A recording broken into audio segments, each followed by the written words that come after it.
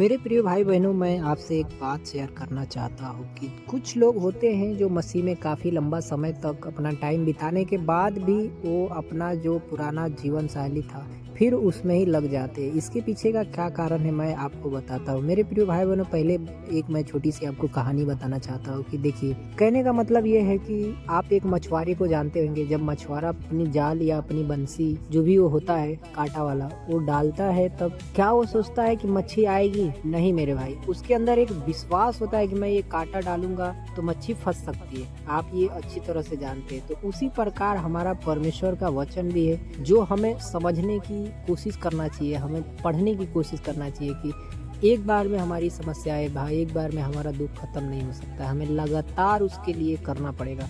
जब भी कोई काम आप जब लगातार करने लगते हैं तो उसका आपके जीवन में असर होता है, उसका आदत भी बन जाता है और आपका उसका प्रतिफल भी मिलता है। जैसे कि मेरे प्रिय भाई बहनों, जब आप वचन पढ़ते हैं तो आपके जीवन में जब काम होता है तो और भी आप वचन लगातार पढ़ने लगते कि नहीं भाई, मेरे जीवन में प्रभु काम करता है, तो प्रभु भी आपको देखता है। और एक लंबा समय तक का जो गैप कर देता है इंसान, चर्च नहीं जाएगा, प्रार्थना नहीं करेगा, तो शैतान तो लगा ही रहता है भाई कि शैतान आपको भड़का दे, भरमा दे आपको, ताकि आप चर्च ना जाओ, प्रार्थना ना करो।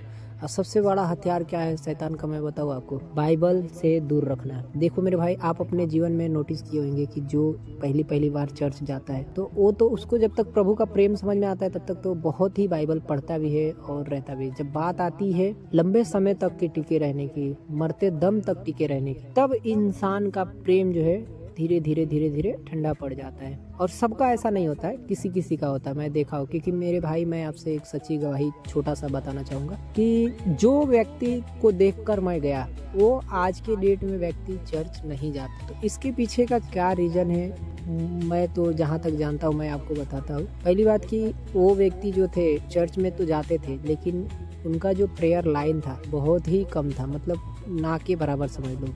प्रेयर करते नहीं थे, चर्च भी जाएंगे तो गैप कर करके जाएंगे, कभी 2 महीना, कभी 3 महीना, कभी 4 महीना। तो इससे क्या होता है कि मन इंसान का मोटा हो जाता है, प्रभु के प्रति प्रेम नहीं रहता है। प्रभु भी कहते हैं कि आप 2 स्वामी का सेवा नहीं कर सकते, आप किसी एक ही स्वामी का सेवा कर सकते हैं, या तो धन या तो स्वामी परमेश्वर, 2 में से किसी एक का ही आप सेवा कर सकते। मेरे प्रिय भाई बहन, मैं आपसे सिंपल सी बात यही बताना चाहूँगा कि आप लंबे समय तक गैप ना डालें। आपको निरंतर हर रोज चर्च में जाना चाहिए, हर रोज प्रार्थना करना चाहिए, जिससे कि आपके लाइफ में बदलाव हो, चेंजिंग हो। नहीं, आप ज़्यादा गैप कर देते हैं तो शैतान इसी बात का फ़ायदा उठाता है, आपका मन और मोटा हो जाता है। तो फिर क्या होता है कि आप जब चर्च छोड़ देते हैं तो आप फिर समस्या का सामना करने लगते हैं। फिर आप समस्या से ही नहीं निकल पाते हैं तो आप चर्च क्या जाएंगे। मेरे भाई, मैं आओ एक आपको छोटी सी वचन भी पढ़ के सुनाता हूँ। यहाँ पे परमेश्वर क्या कहता है ऐसे लोगों के बारे में, मैं आपको सुनाता हूँ, आप पढ़िए।